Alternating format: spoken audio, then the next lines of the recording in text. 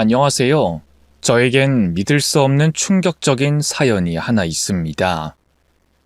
아직도 현실을 부정하기도 하는데 오늘 여기서 모든 걸 털어놓고 마음 정리를 하고자 합니다. 그럼 몇 자 적어보겠습니다. 저는 아내와 9년의 장기 연애를 하고 30대 초반에 결혼했습니다. 아내와 사랑도 많이 했지만 싸우기도 많이 싸웠어요. 서로의 바닥까지 보고도 마음이 떠나지 않아서 오랜 연애 끝에 부부의 연을 맺게 됐습니다. 그리고 제 절친 한 명이 있는데 저와 비슷한 시기에 결혼을 했고 집도 가까워서 부부 동반으로 자주 만나서 어울렸습니다. 저희 넷은 정기적으로 여행도 함께 가기도 했고 자주 외식도 같이 했습니다. 그런데 1년 뒤 친한 친구 녀석이 속상한 일이 있다며 저를 찾아왔어요. 무슨 일이냐고 물었더니 이혼하겠다고 하더군요. 도대체 무슨 일이길래 이혼까지 하겠다는 거야? 성민아, 너희 부부 문제 없었잖아. 그냥 성격 차이야. 나랑 마누라랑 성격이 너무 안 맞아. 그동안 말하지 않았는데 각방 쓴 지도 오래됐고 대화한 지도 꽤 오래됐어. 뭐야? 그 정도로 안 좋았던 거야? 내가 무슨 말을 해줘야 할지 모르겠다. 난 두 사람이 화해하고 잘 지냈으면 좋겠는데. 조언은 고맙지만 우린 이미 이혼장에 도장 찍었어. 민수야, 오늘은 그냥 조용히 술이나 먹고 들어가자. 그래. 너무 취하지 말고 적당히 마시자. 기분 안 좋을 때는 술이 독이 되잖냐. 친구는 이혼 사유를 자세히 말하지 않고 성격 차이와 대화 단절이라는 것만 알려줬습니다. 그리고 제 아내도 친구의 아내를 만나 대화를 나눠봤는데 역시나 깊이 말하지 않고 두루뭉술하게 성격이 맞지 않아서 이혼한다고 했다네요. 두 사람이 확고한 결정을 해둔 터라 저희가 말린다고 달라질 게 없어 위로만 해줬습니다. 그렇게 절친은 이혼하고 나서 저희 부부와 자연스레 멀어졌고 아주 가끔 저와 소주 한잔하는 사이로 지냈답니다. 그러다 제 아내가 임신과 출산을 하게 되면서 친구를 한번 만나기가 어려워져 행사가 있을 때나 만날 수 있었습니다. 제 아들 돌잔치가 다가왔을 때 친구 성민이가 금두꺼비를 선물해 주더군요. 거의 1년 반 만에 돌잔치 때가 되어 불러서 미안했는데 친구는 어제 만난 것처럼 편하게 대해줬어요. 야, 민수야, 축하한다. 네 아들 정말 귀엽고 사랑스럽다. 성민아, 1년 넘게 연락도 못했는데 이렇게 큰 선물을 준비해줬어? 고맙다, 친구야. 야, 우리가 보통 사이냐? 앞으로 잘 살아라. 다시 한번 축하해. 성민, 넌 요즘 어때? 연애는 하고 있어? 아니, 그냥 일하고 잠만 자면서 지내고 있어. 그리고 이혼남에 가진 것도 별로 없는데 누가 좋아하겠어? 네가 어디가 어떻다고 그런 말을 하냐? 자식. 내가 괜찮은 여자 알아봐 줄게. 조만간 연락할게. 성민이가 축하해주는 덕분에 돌잔치는 아주 성공적으로 끝났어요. 아들은 돌잡이로 실을 잡아서 무척이나 기뻤습니다. 오래오래 이 세상을 즐겁게 살아주길 바랬습니다. 저는 친구 성민이에게 소개팅을 해주려고 주변에 괜찮은 여자를 찾아봤습니다. 제가 다니는 회사에 이혼녀 중 얼굴도 예쁘고 능력도 출중한 사람이 있었는데 제가 친구 사진과 명함을 건네주며 한번 만나보면 어떻겠냐고 했더니 바로 좋다고 받아주더군요. 그래서 소개팅 자리를 마련해서 두 사람을 만나게 해줬는데 어찌된 일인지 친구 성민이는 한 번만 보고 말더군요. 여자 쪽에서는 마음에 든다고 했는데 왜 그랬는지 모르겠더라고요. 성민아, 세정씨 마음에 안 드니? 그 정도면 훌륭한 여자 아니야? 당연히 나한텐 과분하지. 미모도 대단하더라. 근데 내 마음이 아직 복잡해서 여자 만나기는 무리인가 봐. 너 아직 이혼한 재수씨 못 잊은 거야? 그런 건 아니고 그냥 연애나 재혼 생각이 하나도 없나 봐. 또 실패할까 봐 겁나서 그런 것 같다. 네가 신경 써서 소개팅까지 해줬는데 내가 망쳐버렸네. 미안하다 친구야. 나한테 미안할 건 없어. 네 마음이 중요한 거지. 그럼 나중에 소주나 한잔하자. 그래 그러자. 재수씨랑 아들이랑 좋은 시간 보내라. 친구는 그렇게 몇 달 연락이 끊겼습니다. 아내가 외출하고 제가 아들을 보고 있던 어느 휴일에 산책이나 할 겸해서 거리가 좀 있는 대공원으로 나갔습니다. 작은 동물원까지 있는 곳이어서 아들이 엄청 좋아했어요. 구경을 한참 하고 나와서 대형마트를 갔어요. 아들 기저귀랑 이것저것 필요한 걸 사려고 카트 위에 아들을 올리고 한 바퀴 돌고 있었습니다. 그런데 멀리서 아내의 모습이 보였어요. 친구 만나러 간다더니 왜 여기에 왔는지 모르겠더라고요. 저는 가까이 다가가서 아내를 부르려는데 친구 성민이가 맥주를 들고 아내의 카트에 담더군요. 저는 이 상황이 뭔지 잘 몰라서 두 사람에게 인사를 했습니다. 여보, 성민아, 두 사람 여기서 뭐해? 민수야! 민수가 놀란 얼굴로 대답하고 아내 역시 화들짝 놀란 얼굴이었습니다. 여보, 준성이 데리고 마트 온 거야? 우리 애기 엄마가 안 알겠다. 필요한 것 좀 사려고 왔지. 근데 두 사람은 어떻게 된 거야?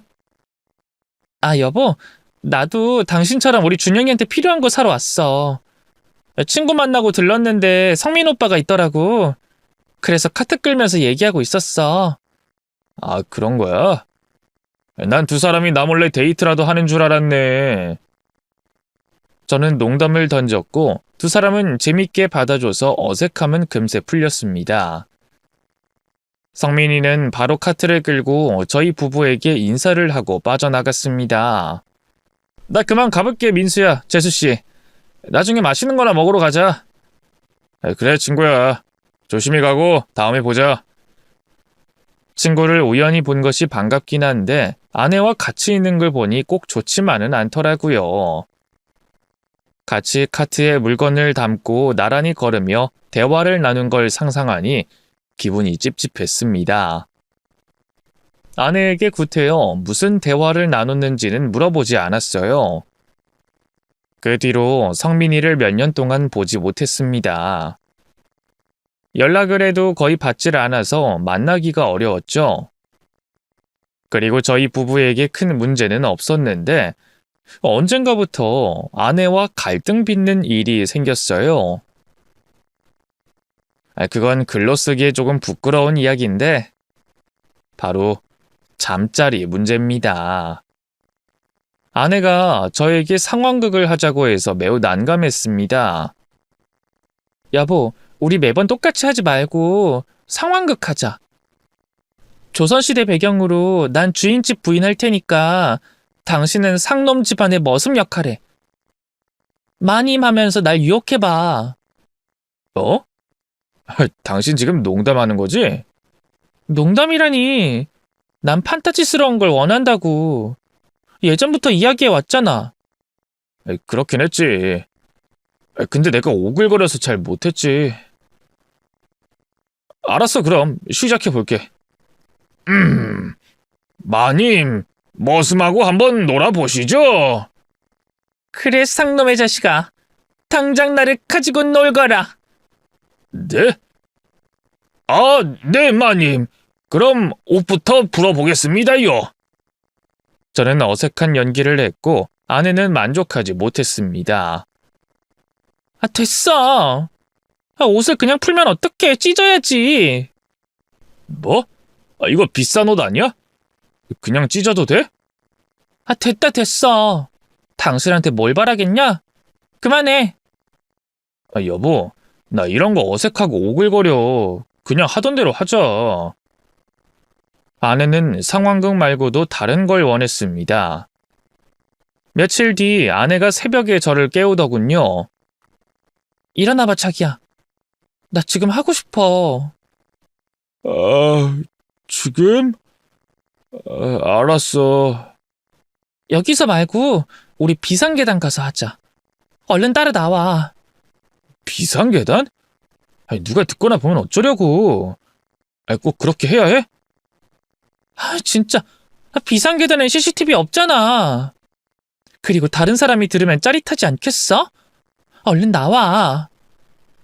아내가 연애 때는 이러지 않았는데 결혼하고 나서 가끔 색다른 걸 요구했고 저는 어설프게 대처하다가 분위기를 망치곤 했어요. 그래서 몇 년 동안 평범한 부부관계를 했는데 또다시 이런 독특한 걸 바라더라고요. 비상계단에 내려가서 아내가 원하는 대로 하렸는데 아무래도 제가 겁도 많고 소심해서 몸이 반응하지 않아 실패하고 집으로 돌아오고 말았답니다. 아내는 그런 저를 보며 화를 냈습니다. 짜증나. 그거 좀 맞춰주면 덧나냐? 아니, 밖에서 하려니까 무서워서 그렇지. 아이고, 쫄보야. 그거 하나 맞춰주지 못하냐? 당신 담력 좀 키워라. 남자가 그거 가지고 쫄고 그러냐? 여보, 내가 이상한 게 아니잖아. 누가 새벽에 일어나서 비상계단에서 부부관계를 해. 그럼 내가 이상하다는 거야? 요즘 이런 거 즐기는 사람들 많다고. 미안한데 난 못하겠어. 여보, 우리 좀 평범하게 살면 안 될까? 됐다 됐어. 당신한테 기대한 내가 잘못이지. 아내는 그 뒤로도 주차장에서 하자고 했고 베란다에서 하자고도 하더군요. 물론 저는 너무 위험하고 납득할 수 없어서 거부하고 말았죠. 그래서 아내는 매번 저에게 잠자리가 불만족하다고 투정을 심하게 부렸습니다. 그래도 아들은 건강하게 잘 크고 있고 회사 일도 잘 풀려 걱정할 만한 일이 없었습니다. 아내와의 잠자리만 제외하면 아주 완벽했죠. 그러던 중 3년 만에 친구 성민이에게 연락이 왔습니다. 그동안 연락되지 않은 이유를 물었더니 해외에 나가 있었다고 하더라고요. 성민아, 해외에서 일했다고? 사우디에 일할 기회가 와서 3년 나가 있었어. 너한테 연락해야 했는데 미안하다. 그래도 잘 지냈지? 뭐 나야 똑같지. 와이프랑 아들이랑 셋이 재밌게 살고 있어. 근데 성민아, 너 지금도 혼자야? 안 그래도 외로워서 얼마 전에 여자 소개받고 연애 중이야. 뭐? 이 자식, 축하한다. 그럼 언제 한번 커플 동반으로 밥이라도 먹자. 좋지. 재수 씨랑 네 아들 보고 싶다. 준성이 몇 살이지? 이제 6살. 벌써 커가지고 유치원 다니고 있다. 이야, 세월 진짜 빠르네. 아무튼 조만간 너희 식구들이랑 같이 만나자. 그렇게 약속을 하고 몇 주 만에 저희 식구와 성민이와 애인을 같이 만났습니다. 아내는 오랜만에 본 성민이를 보고 몹시 반가워했어요. 오빠, 성민 오빠, 진짜 오랜만이다. 사우디 다녀왔다면서? 어떻게 연락 한 번 안 하고 지낼 수가 있어? 아주 섭섭해. 미안해, 재수씨. 먹고 살기 바쁘다 보니 이렇게 세월이 흘렀어. 인사해. 이쪽은 내 애인이야. 성민이의 애인은 엄청난 미인인데다 나이도 어려 보였습니다. 저는 어디서 이런 여자를 만났냐고 물어봤습니다. 야, 선미씨, 진짜 미인이시다. 완전 여신인데? 선미씨, 성민이랑 어떻게 만나셨어요? 저희요? 소개팅 어플로 만났어요. 저랑 오빠가 일본 문화에 관심이 많은 공통점이 있어서 한두 번 만나봤는데 통하는 게 많아서 사귀게 됐어요. 일본 문화요? 성민이가 일본에 관심이 있었나요? 절친인 내가 몰랐던 사실이네. 성민아, 정말 일본에 관심이 있는 거야? 그 애니메이션 보다가 관심이 생겨서 여러 가지 공부하고 있어. 그냥 취미로 하는 거야. 그래, 뭐가 됐든 네가 애인도 만나고 얼굴이 밝아져서 보기 좋다. 녀석, 능력 있네.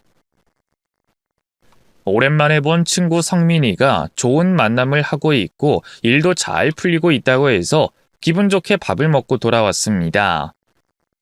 그런데 제 아내가 성민이 애인 흉을 보더군요. 여보, 아까 그 여자가 진짜 여신 같아? 그렇게 예뻐? 그건 기분 좋으라고 한 소리지. 내가 보기엔 당신 침 질질 흘리는 것 같던데? 아니야, 내가 무슨... 당신이 그 여자보다 훨씬 예뻐. 됐네요. 당신도 당신이지만 성민 오빠도 그 여자한테 완전히 빠져있더라. 내가 보기엔 어린 꽃뱀처럼 생겼더구만. 에이, 무슨 말을 그렇게 해. 꽃뱀이라니. 남자들 눈엔 안 보이겠지. 근데 같은 여자는 느낄 수 있어. 그 여자 뭔가 있다니까? 여보, 혹시 질투해서 이러는 거야? 내가 예쁘다고 칭찬 좀 했다고 이러는 거야? 내가 말했잖아. 그냥 듣기 좋으라고 한마디 해준 거라고. 질투는 누가 질투를 한다고 그래? 그냥 걔는 생긴 게 마음에 안 들어. 성민 오빠는 여자 보는 눈이 그거밖에 안 되나? 아무튼 오늘 만남은 별로였어. 아내는 제가 다른 여자를 보고 웃고 떠들어서 기분이 좋지 않은 모양이었습니다. 그래서 풀어주려고 아내가 원하는 비상계단에서의 사랑을 시도하기로 했답니다. 여보, 나 지금 엄청 떨려. 누가 보는 거 아니겠지? 아이씨, 자꾸 그런 소리 할래? 빨리 시작해. 나 지금 시동 걸렸단 말이야. 알겠어. 심호흡 좀 하고 시작할게. 그리고서 처음으로 밖에서의 부부관계를 성공했답니다. 아내는 만족한 얼굴로 들어왔고 다음 날 아침 밥상을 거하게 차려줬어요. 여보, 어젯밤 아주 좋았어. 앞으로도 그렇게만 해. 당신 좋긴 좋았나 보구나. 다행이네. 앞으로 많은 걸 도전해 볼게. 저는 아내의 판타지를 채워주려고 많은 용기를 냈답니다. 베란다에서의 사랑, 지하 주차장에서의 사랑, 그리고 상황극도 시키는 대로 열심히 해서 아내를 기쁘게 해줬죠. 그런데 한 달 정도 시간이 지나자 아내가 돌연 제 노력을 무시했습니다.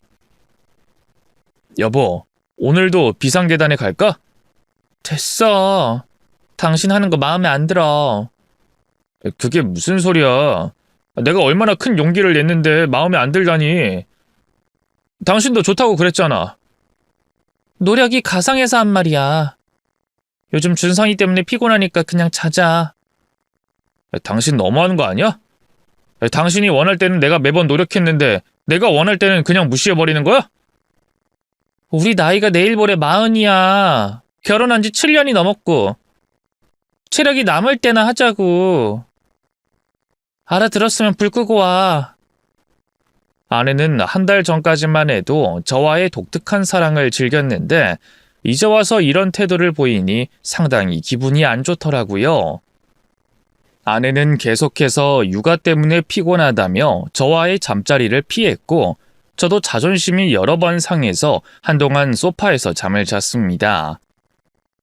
그런데 저도 나이를 먹고 40이 넘어가니 부부관계를 할 체력이 거의 없어서 가끔씩 형식적으로만 했습니다.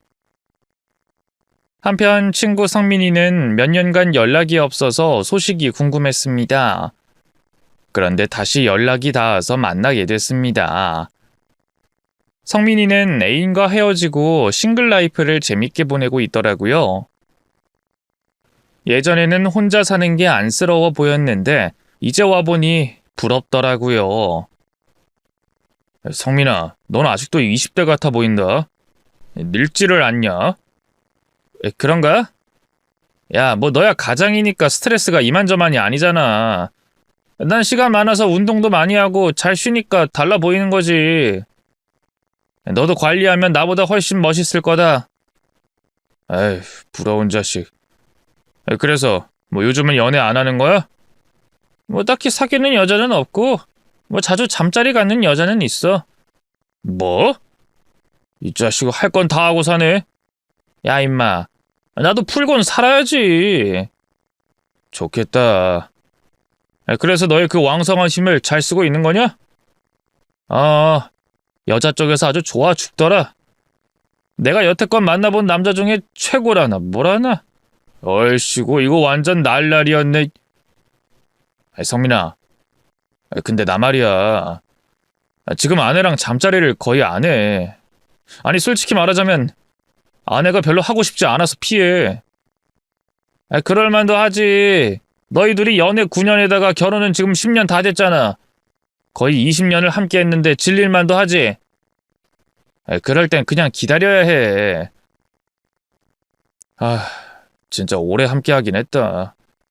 아내가 나한테 질릴 만도 하네. 근데 난 아직 아내가 예쁘고 사랑스러운데. 민수 너는 원래 일편단심 민들레였잖아. 학창 시절에도 그랬고 네 아내랑 연애하는 동안에도 엄청 헌신했었잖아. 그러니까 지금까지 유지할 수 있는 거지. 민수야, 재수 씨는 그냥 기다려줘. 애 키우고 내조하는 거 보통 힘든 거 아니야. 그래, 네 말 들어보니까 다 맞네. 내가 이기적이었던 것 같아. 성민이의 조언을 듣고 뭔가 깨달음이 와서 아내에게 조금 더 친절하게 굴고 아빠 노릇도 더 잘하기로 마음먹었습니다. 시간이 조금 흘러 아들의 9번째 생일이 다가왔어요. 그날은 가족들끼리 패밀리 레스토랑에 가서 축하 파티도 하고 맛있는 걸 많이 먹기로 했습니다. 그런데 친구 성민이에게 연락이 왔어요. 제 아들 생일인 걸 어떻게 알았는지 선물도 주고 축하도 해주겠다고 하더라고요. 그래서 패밀리 레스토랑으로 오라고 전했습니다. 이윽고 아들과 아내와 생일 케이크를 꺼내어 초를 꽂는데 성민이가 도착했답니다. 이야, 내가 타이밍 딱 맞게 왔네. 민수야, 재수씨, 안녕. 그리고 준성아, 삼촌 기억하니? 자, 선물이다. 축하해. 성민이가 로봇 선물을 주자 아들이 크게 기뻐하더니 성민이의 얼굴을 자세히 쳐다보더군요. 아저씨 안녕하세요.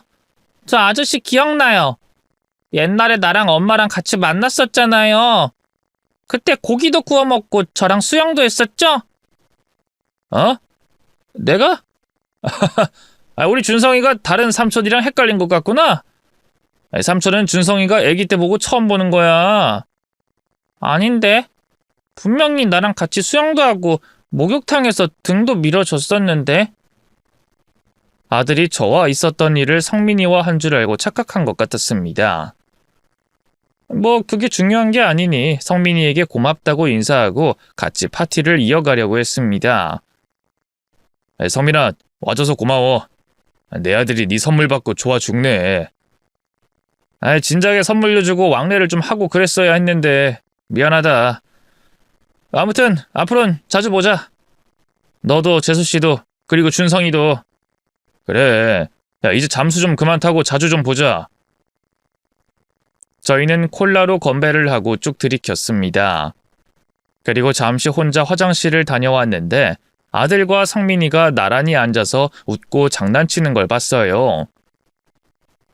근데 뭔가 이상한 걸 느꼈습니다. 둘이 닮아도 너무 많이 닮아 보였어요. 평소에 제가 아들과 다니면 닮은 구석이 하나도 없다는 말도 많이 들었고 저 스스로도 그렇게 생각했습니다. 그런데 희한하게 성민이와 나란히 있는 모습을 보니 꼭 부자지간 같았답니다. 저는 테이블에 앉으며 성민이에게 말했습니다. 야, 누가 보면 네가 준성이 아빠라고 믿겠다. 너 내 아들하고 왜 이렇게 많이 닮은 거냐? 둘이 친한 모습 보니까 괜히 질투가 나네. 나랑 준성이랑? 에이, 야 농담하지 마라. 준성이 누가 봐도 너랑 붕어빵이야. 붕어빵? 나 그런 소리 한 번도 못 들어봤거든? 그동안 준성이를 보면서 누굴 닮았나 생각을 많이 해봤는데 오늘에서야 알겠네. 성민이 너랑 닮았어. 너 지금 칭찬하는 거지? 내가 선물도 주고 축하해줘서 좋은 뜻으로 하는 말이지?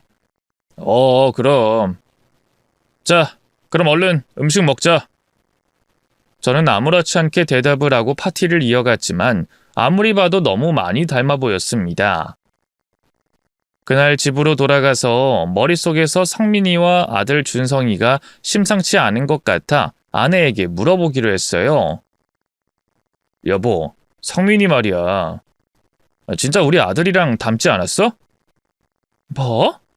당신 또 그 소리야? 우리 아들은 누가 봐도 당신 아들이거든? 철없이 구는 거 봐봐. 아주 똑같다고. 그런가? 내가 괜히 오버하는 건가? 그래, 오바지. 잠깐, 오빠 설마 나랑 성민 오빠 사이를 의심하는 건 아니지? 여보, 그런 살벌한 말 하지 마. 생각만 해도 소름 끼친다. 내가 가장 사랑하는 여자랑 제일 친한 친구가... 에이, 말도 안 되지. 당신이 자꾸 성민 오빠랑 우리 아들이 닮았다고 하니까 의심하는 것 같아서 말해본 거야. 괜한 생각 말고 얼른 씻고 잠이나 자자. 아내와 대화를 하고 그 일은 잊어버렸는데 어느 날 성민이가 저희 집에 놀러 왔을 때 의심이 들었습니다. 퇴근한 저보다 먼저 집에 도착한 성민이가 아내와 대화를 나누고 있었는데 제가 들어왔는지도 모르고 이야기를 계속 나누고 있었습니다. 오빠, 지난번에 테이블 밑에서 발로 장난친 거 완전 스릴 넘쳤어. 그때 왜 그랬어? 우리 들킬 뻔했잖아. 민수가 알기라도 하면 어쩌려고 그랬어. 원래 걸릴 듯 말 듯한 게 진짜 짜릿한 거야. 나 그때 몸이 불타는 줄 알았다니까. 사실 나도 기분이 좋긴 했지. 민수에게 미안하지만 어쩌겠어. 두 사람은 패밀리 레스토랑에서 저 몰래 테이블 밑으로 발로 스킨십한 이야기를 나누고 있더군요. 정확히 제 두 귀로 듣고 바로 언성을 높였습니다. 이것들이 장난하나 이씨. 야, 김성민, 너 지금 뭐라 그랬어? 민수야, 언제 왔어? 닥쳐! 너네 바람 피우고 있던 거지? 방금 한 말 다 들었어! 무슨 말? 그리고 바람? 야, 민수야, 그게 말이 된다고 생각해? 너 뭐 잘못 먹었냐? 저는 성민이 멱살을 잡고 일으켜 세웠습니다. 이게 누굴 등신으로 하나, 이씨. 니들이 나눈 대화 다 들었다고? 이게 지금 뭐 하는 짓이야? 도대체 뭘 들었다고? 아직도 똥인지 된장인지 모르는 성민이에게 주먹을 날렸습니다. 그러자 성민이는 당황하며 왜 그러냐고 묻더군요. 야, 우리 별다른 대화 안 했어. 그냥 서로 안부 주고받고 농담 몇 마디 한 거야. 우리가 바람 피운다고 생각하고 이러는 거야? 야, 민수야, 너 지금 제정신이야? 여보, 지금 이게 뭐 하는 짓이야? 어디서 주먹질이야? 당신 미쳤어? 이것들이 나를 바보 천치 호구로 하나, 이씨. 너희들 바람난 이야기를 내 두 귀로 똑똑히 들었다고? 거짓말은 그만하고 사실을 말해! 그러자 두 사람은 시치미를 떼고 별다른 대화를 나누지 않았다고 했고 바람은 더더욱 아니라고 딱 잡아떼더군요. 저는 화를 주체하지 못해 성민이의 얼굴에 주먹을 한 방 더 먹였습니다. 네가 그러고도 내 친구야? 이 더러운 자식아! 민수야, 너 지금 실수하는 거야. 난 재수 씨랑 아무런 사이 아니라고. 도대체 뭘 들었다는 거야? 너 환청이라도 들은 거야? 그 말에 더 분노해서 녀석의 면상을 사정없이 날려버렸습니다. 아내가 뜯어 말려봤지만 이미 눈이 돌아버린 저는 절친이자 아내의 상간남인 성민이를 반쯤 조져버렸습니다. 아내가 경찰에 신고해서 겨우 제 광라를 멈추게 했어요. 경찰서에서 성민이가 고소 의사가 없다며 그냥 돌아가겠다고 했고 경찰서에서 나왔습니다. 성민이는 저에게 심각한 얼굴로 말했습니다. 너랑 내가 친구가 맞니? 너 어떻게 그런 상상을... 오늘로써 너랑 친구 안 한다. 더는 볼 일 없으니까 그런 줄 알아. 너 진짜 아니야? 참 대단한 놈이네. 그래, 실컷 의심이나 해라. 이 의처증 환자놈아. 난 너랑 재수씨를 다신 만날 일 없어. 친구놈은 그렇게 떠나갔고 저는 집으로 돌아갔습니다. 아내는 저를 날카로운 눈으로 째려보며 뭐하러 들어왔냐고 하더군요. 미친 인간, 오늘 제대로 돌았더라? 당신이 그러고도 사람이야? 내가 분명히 들었다고 했지. 뭘 들었다는 건데? 당신 진짜 이상해. 지난번엔 성민 오빠랑 준성이가 부자지간으로 보인다고 하질 않나? 오늘은 환청을 듣고 주먹질을 하지 않나? 당신 병원에 가봐. 의처증 환자 같아. 아내는 그 말을 마지막으로 하고 안방문을 쾅 하고 닫아버렸습니다. 제가 진짜로 의처증 환자가 된 건지 바보가 된 건지 모르겠더라고요. 아무튼 제 속이 제대로 뒤집혀서 제정신으로 버티기 힘들겠더라고요. 그래서 정신과를 찾아갔고 상담을 받게 됐습니다. 의사는 저 같은 남편이 자주 온다면서 크게 걱정하지 말라며 처방전을 떼어주더군요. 그래서 약을 먹으며 오장육부를 진정시키고 이성적으로 생각해봤습니다. 제 상태가 어떠한지 생각하고 또 생각했죠. 그런데 아내와 성민이의 사이가 심히 의심됐습니다. 분명 뭔가가 있을 것 같아 주시해보기로 결심했어요. 그 전에 먼저 성민이의 전처를 찾아가 보기로 했어요. 두 사람이 어떻게 이혼했는지 확인해야 했으니까요. 연락처를 물어물어 겨우 찾게 됐고 어렵게 전화를 해서 만나기로 약속을 잡았습니다. 조용한 카페에 마주 앉게 된 성민이 전처의 얼굴은 예전보다 훨씬 좋아 보였습니다. 재수씨, 아니지, 이제 경희씨라고 불러야겠죠? 그동안 잘 지냈어요? 제가 그이랑 이혼한 게 거의 10년이 다 됐잖아요. 지금은 다른 남자랑 재혼해서 애 낳고 잘 살고 있어요. 다행이네요. 잘 지내고 있다니까 마음이 놓여요. 축하해요. 네, 고마워요. 그럼 본론으로 넘어가서 궁금하다는 게 뭔지 말해봐요, 민수씨. 저는 어렵사리 이야기를 꺼냈습니다. 경희씨, 성민이하고 왜 이혼했는지 여쭤봐도 될까요? 네? 갑자기요? 10년 만에 나타나서 궁금하다는 게 제 이혼 사유였어요? 그게 사정이 좀 있어서요. 그냥 솔직하게 말할게요. 제 아내랑 성민이가 내연관계 같습니다. 그래서 혹시 아시는 게 있거나 성민이의 여자 관계 때문에 이혼한 건지 궁금했어요.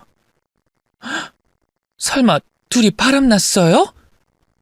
그런 것 같은데 아직 증거는 없습니다.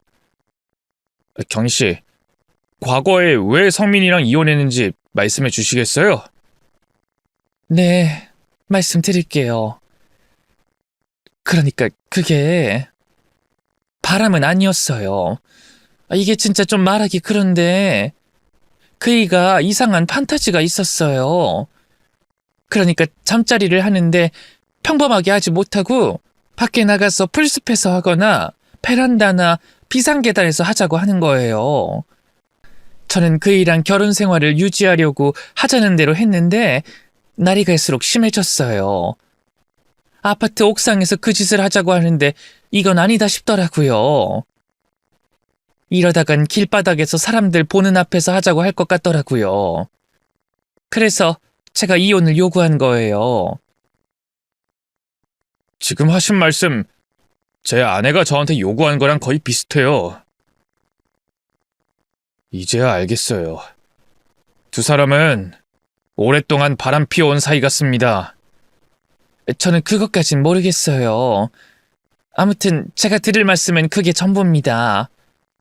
네, 경희 씨. 큰 도움이 됐습니다. 감사합니다. 저는 그렇게 성민이의 전처에게 이혼 사유를 듣고 나자 두 년놈이 불륜이라는 걸 확신할 수 있었습니다.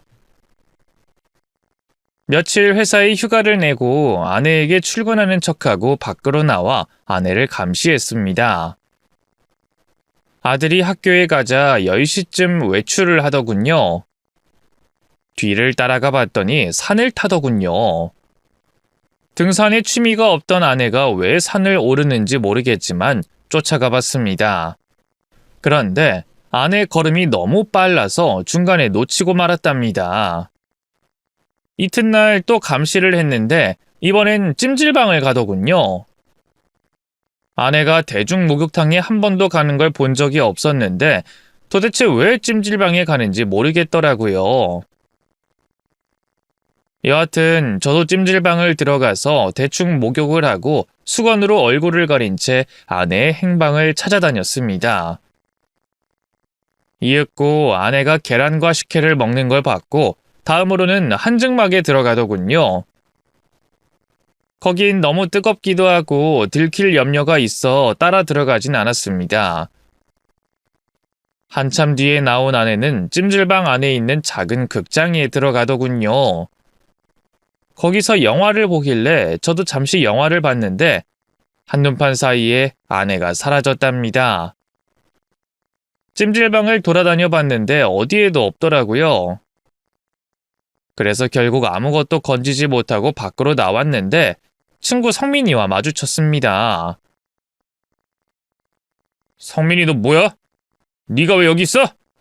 너 내 마누라 만났지? 민수냐? 나 지금 병원 가는 길이야. 그리고 내가 네 마누라를 왜 만나? 너랑 인연 끝낸다고 한 거 빈말 아니거든? 나 아는 체 하지 마라. 거짓말하지 마. 네 놈이 왜 여기에 나타나는지 알겠다. 너 내 마누라랑 찜질방에서 그 짓 했지? 지난번엔 등산하다가 산속에서 바람 폈지? 너 판타지 있는 거 다 알아. 내 마누라랑 똑같은 놈이잖아. 지난번보다 더 미쳤네. 판타지라니. 도대체 무슨 말 하는 거야? 민수야, 병원에 좀 가봐라. 너 제정신 아니야. 이건 친구로서 마지막으로 해주는 충고야. 알겠냐? 아니, 넌 분명 내 아내랑 오래된 불륜 관계고 지금도 바람을 피우고 있어. 내가 다 안다고? 마음대로 생각해라, 이 미친 자식아. 성민이 말을 절대 믿지 않은 저는 어떻게든 증거를 찾아 개박살 내주기로 결심했습니다. 그리고 제 아들이 성민이의 친자라는 생각까지 들었습니다. 제가 아들과 성민이의 닮은 모습을 보고 소름이 끼쳤던 건 괜히 그런 것이 아닌 것이 확실하다고 판단했죠. 그런데 이걸 어떻게 밝혀야 할지 고민이었습니다.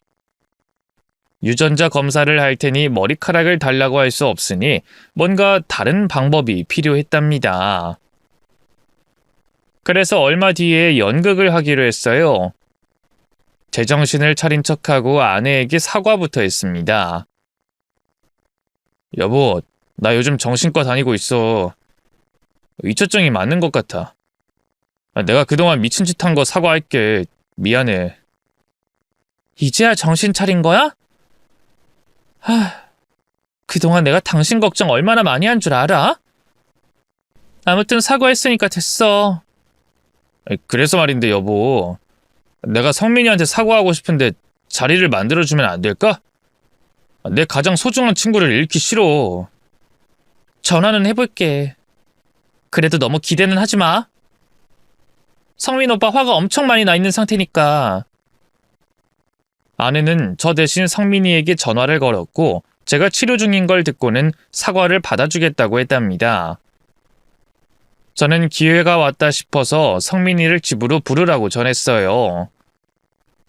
이틀 뒤 성민이가 저희 집에 찾아왔고 저는 악수를 하자고 손을 내밀었습니다. 성민아, 미안하다. 악수하고 풀자. 내가 요즘 스트레스가 심하기도 하고 아내랑 사이가 좋지 않아서 괜한 의심을 했어. 너한텐 진짜 미안해 죽겠다. 그때 때린 것도 미치도록 미안하고 오래된 친구를 더러운 불륜남으로 오해해서 미안해. 이제야 정상 같네. 민수 네가 이렇게까지 나오니 내가 뭐 어쩌겠냐. 뭐 친구니까 이해해야지. 그래 뭐 악수하고 털어버리자. 저는 성민이 오른손을 잡은 순간 왼손으로 그 자식의 머리카락을 한 움큼 뽑아버렸습니다. 이 개자식아! 내가 사과할 줄 알았냐? 너랑 전현이 바람 피우는 걸 아는데 내가 왜 사과를 해? 니놈 머리카락은 내 아들이랑 유전자 검사해볼 거야. 내가 진실을 밝혀서 너희들에게 큰 벌을 내리겠다고! 너 진짜 돌았구나! 내 머리카락 내놔! 내 동의 없이 그딴 미친 짓을 할 수 있을 것 같아? 왜? 내 아들이 네 아들로 밝혀질까봐 겁나나 보지? 누가 그렇대? 난 하늘을 우러러 부끄러운 짓 한 적 없어! 그럼 머리카락은 내가 가져갈게. 그리고 여보, 내 아들 머리카락은 진작에 챙겼으니까 괜히 머리 굴리지 마! 여보, 진짜 1억이야? 우리 둘이 아무런 사이 아니라고 몇 번을 말해야 해. 당장 그만둬. 오, 둘 다 쫄았네. 내 예상이 맞았어. 너희 둘은 오래된 불륜이었어. 두 년놈이 저에게 달려들자 뿌리치고 집에서 빠져나왔습니다. 그리고 성민이와 아들의 유전자 검사를 의뢰했어요. 며칠 뒤 직접 검사지를 수령했고 결과지를 열어봤습니다. 그런데 성민이와 제 아들은 유전자 불일치가 나왔답니다. 그 순간 온몸에 소름이 돋으며 머리가 어지러웠습니다. 제가 진짜로 의처증에 다른 정신병까지 생긴 것 같아 몹시 괴로웠어요. 그날 집으로 돌아가자 아내가 짐을 싸고 있더군요. 당신 지금 뭐 하는 거야? 보면 몰라? 짐 싸고 있잖아. 여보, 내가 미안해. 잘못했어. 뭐? 갑자기 또 왜 그러는데? 성민인 준성이 친부가 아니었어. 내가 잘못 짚었어. 뭐, 그랬어? 이제야 알겠냐? 이 바보 멍청아? 나 왜 이러지? 아무래도 정신병원에 입원해야 하나 봐. 이대로 가만히 있다간 무슨 짓을 벌일지도 모르겠어. 여보, 어디 바람 좀 쐬고 와. 머리 좀 식히고 며칠 떠나 있으면 나아질 거야. 그럴까? 알겠어. 내일 바로 바닷가 좀 다녀올게. 저는 다음날 집에서 나왔는데 저와 아들의 유전자를 왜 검사하지 않았을까 하는 생각이 들었습니다. 이왕 검사하는 거 확실하게 알면 좋을 것 같아 여유분으로 챙겨둔 아들의 머리카락을 들고 검사센터로 갔습니다. 제 모발과 같이 제출해서 검사를 의뢰했고 바닷가가 아닌 집으로 돌아갔어요. 아내에게는 며칠 있다가 여행을 가겠다고 하고 당분간 집에서 쉬겠다고 했죠. 그리고 사흘 뒤 결과가 나와서 찾아가 봤더니 제 아들은 제 아들이 아니었습니다. 이게 무슨 운명의 장난인지 검사관의 잘못인지 모르겠더라고요. 저는 관계자에게 질문을 했답니다. 저기 선생님, 유전자 검사가 오류로 잘못 나오는 경우가 있나요? 이거 좀 이상한데요. 지난번에도 의뢰하셨었죠? 기계가 고장인가? 그건 아닌 것 같은데. 이민수님, 건강한 사람이라면 절대 오류가 나올 수 없습니다. 다만 암에 걸린 사람이라면 유전자 변이가 생겨서 오류가 나올 가능성이 있습니다. 네? 암이요? 그럼 제가 암에 걸렸을지도 모른다는 건가요? 뭐 꼭 그렇다는 건 아닌데 만약 친자가 맞는데 불일치로 나왔다면 검사는 필요하겠죠. 저는 그 말을 듣고 바로 암 검사를 받았습니다. 하지만 제 몸은 아주 건강했습니다. 그리고 제 아들이 혹시나 암일까 해서 아내 몰래 병원에 데려가 검사를 해봤는데 역시나 건강하다는 겁니다. 이에 저는 성민이 놈이 떠올랐습니다. 그놈이 왜 제 아들과 유전자가 불일치했는지 알려주려고 찾아갔어요. 그런데 이놈이 집을 비우고 어디로 갔는지 전화도 안 되더라고요. 그래서 일단 집으로 돌아갔는데 아내 역시 집에 없더군요. 어린 아들 혼자 두고 어딜 갔는지 화가 치밀어 올랐습니다. 그런데 아들 입에서 나온 말은 아주 충격적이었습니다. 성민이가 병원에 입원해서 아내가 그리로 찾아갔다는 겁니다. 바로 아내에게 전화를 걸었더니 진짜 성민이가 입원한 소식을 전하더군요. 아들을 본가에 맡기고 찾아간 병원은 암병동이었습니다. 성민이는 환자복을 입고 침대에 누워있더군요. 너 암이냐? 넌 다짜고짜 그 소리냐? 그래, 나 암이랜다. 간암 말기라서 얼마 못 산다고 하더라. 됐냐? 아, 그랬어? 내가 틀린 게 아니었어. 이 개자식! 무슨 말을 하려는 건진 몰라도 그냥 돌아가라. 저는 아내와 성민이에게 유전자 검사에 대해 이야기를 해줬습니다. 그리고 그 자식 멱살을 잡고 다시 물었어요. 너 그냥은 못 죽어. 네가 내 아들의 친부인지 아닌지 확인해야겠어. 모발보다 피로 검사하는 게 확실하대. 당장 피 뽑아! 뭐? 그럼 준성이가 내 아들일 수도 있다는 거야? 이 자식 왜 표정이 좋아지는 거야?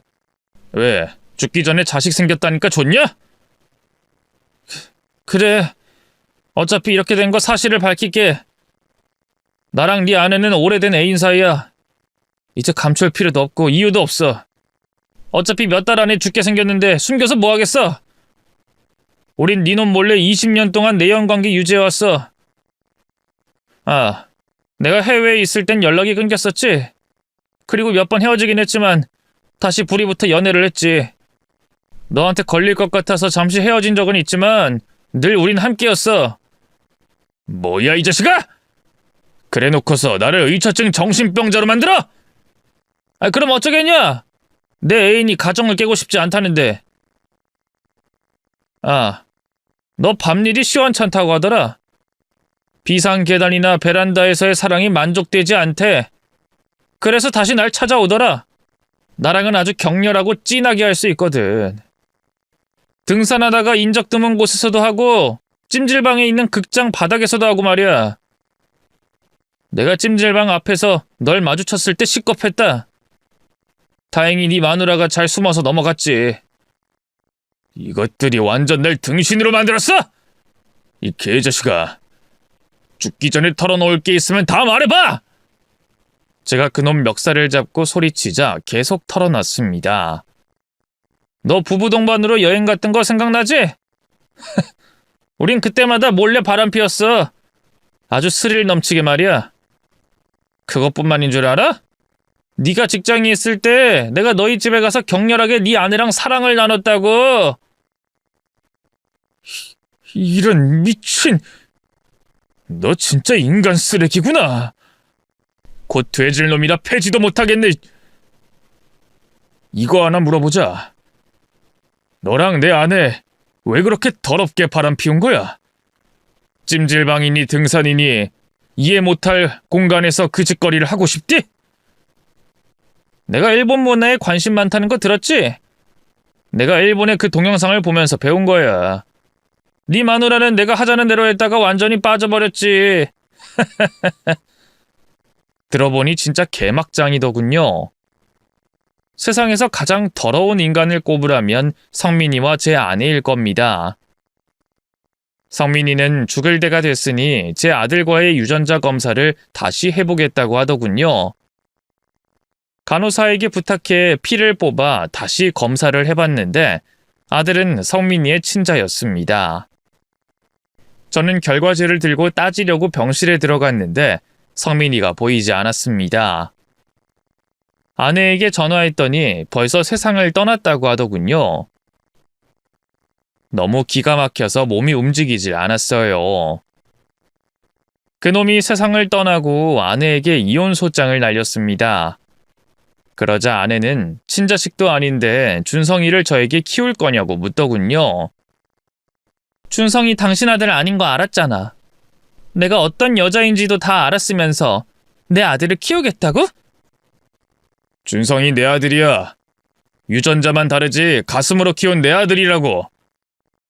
내가 유전자 검사를 고집한 건 너희 둘의 더러운 치부를 드러내기 위해서였어.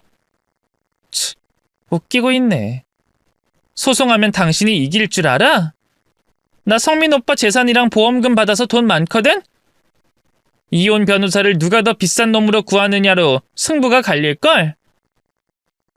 그리고 내가 바람 피웠다는 증거 있어? 왜 없어?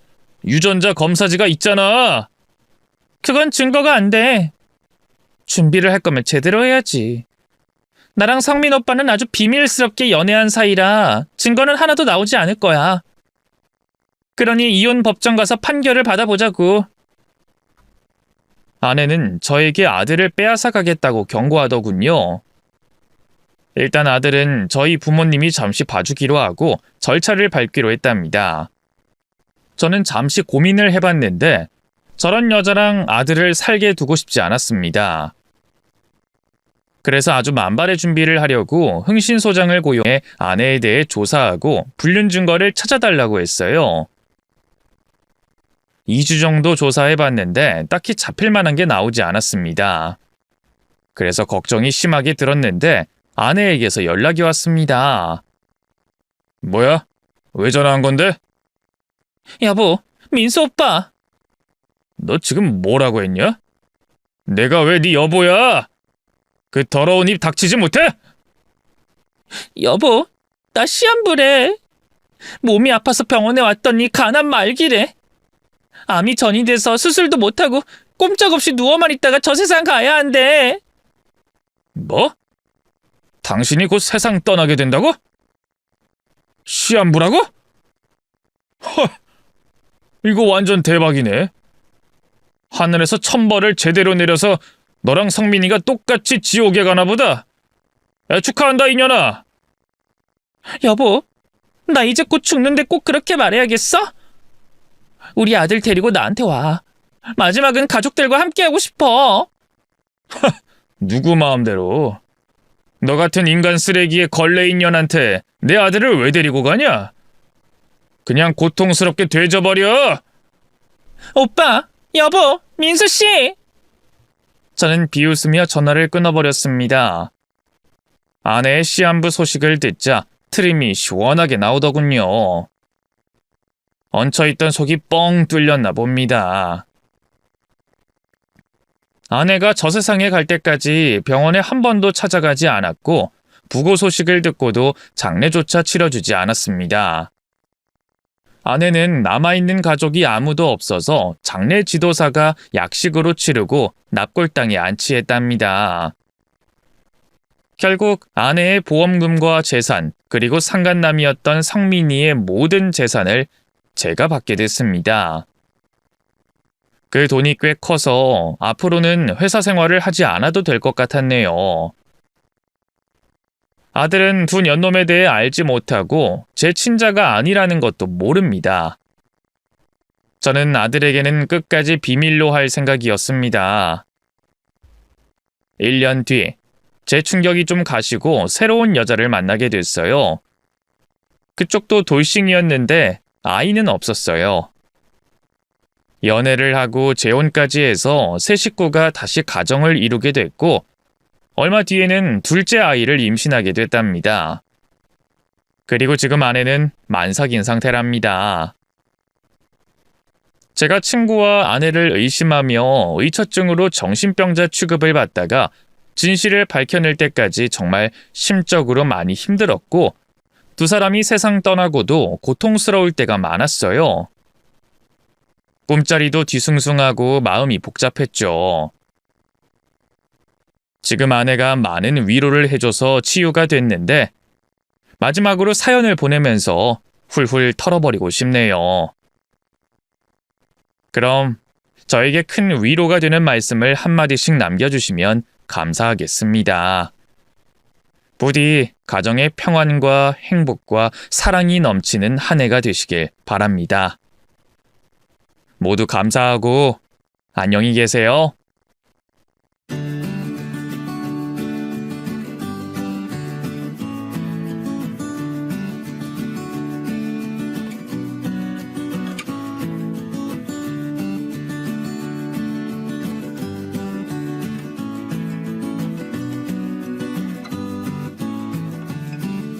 안녕하세요. 저는 40대 기혼 여성입니다.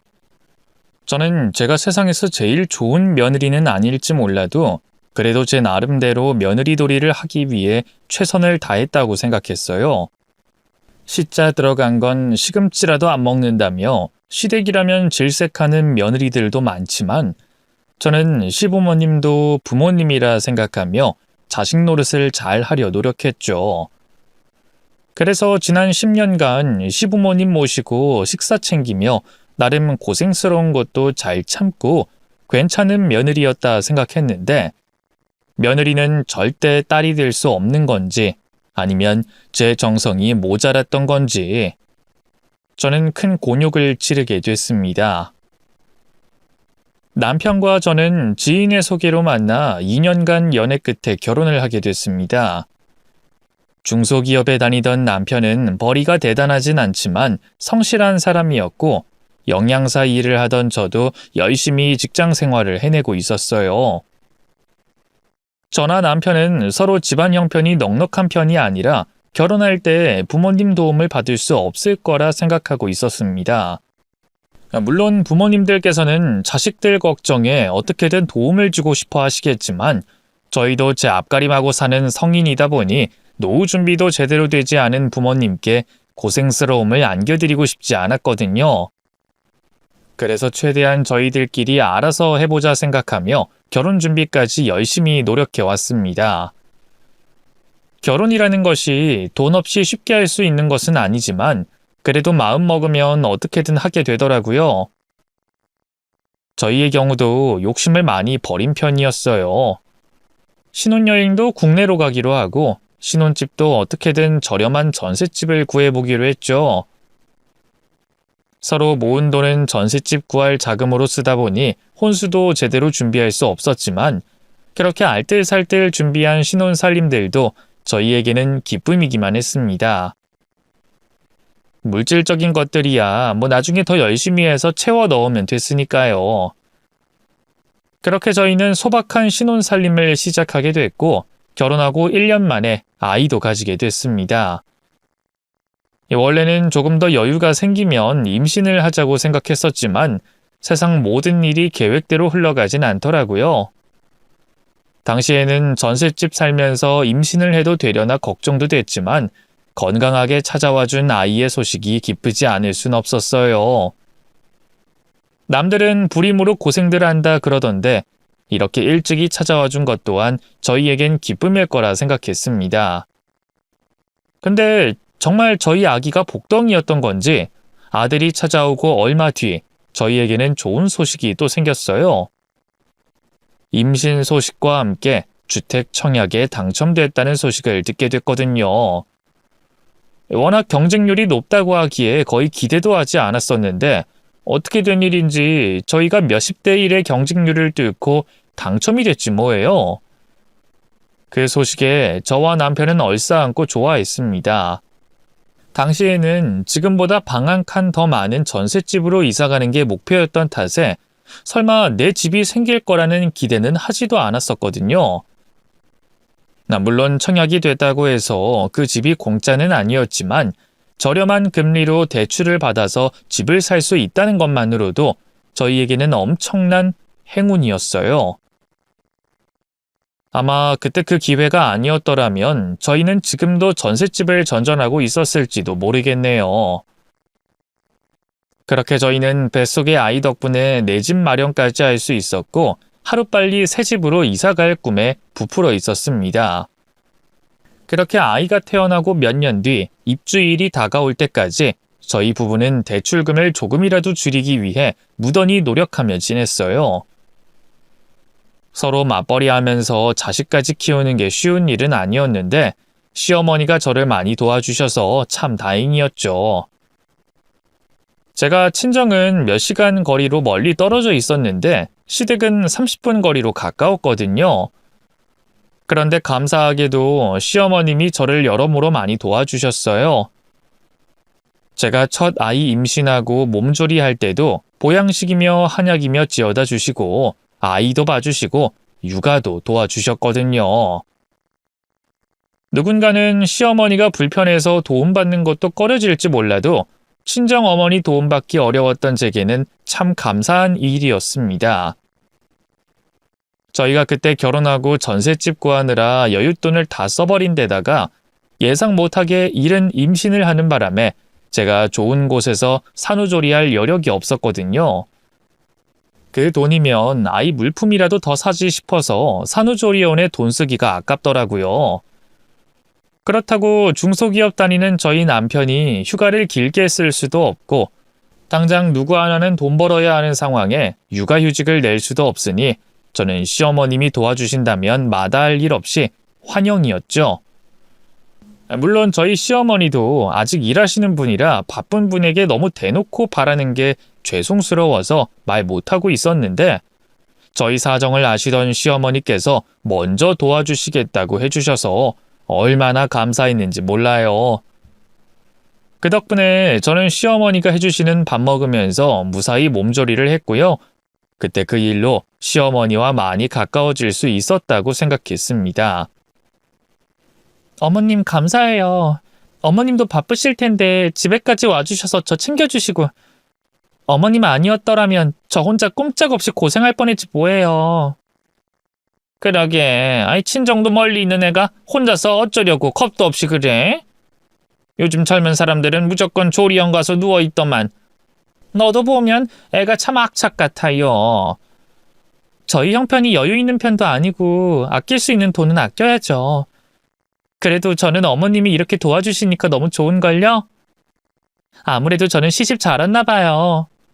아이고, 애가 마음에도 없는 소리라고 있어? 아부 떨어봐야 내가 뭐라도 더 해주겠냐? 그 쉰소리 하지 말고 밥이나 먹어라. 저희 어머님은 참 표현에 인색한 분이셨어요. 경상도 분이시라 그런지 목청도 크고 성격도 괄괄하신데 그래서인지 낯간지러운 말을 싫어하시고 제가 이렇게 마음 표현을 하는 것도 어색해하곤 하셨거든요. 그러니 당연히 표현하는 걸 잘 못하는 분이셨죠.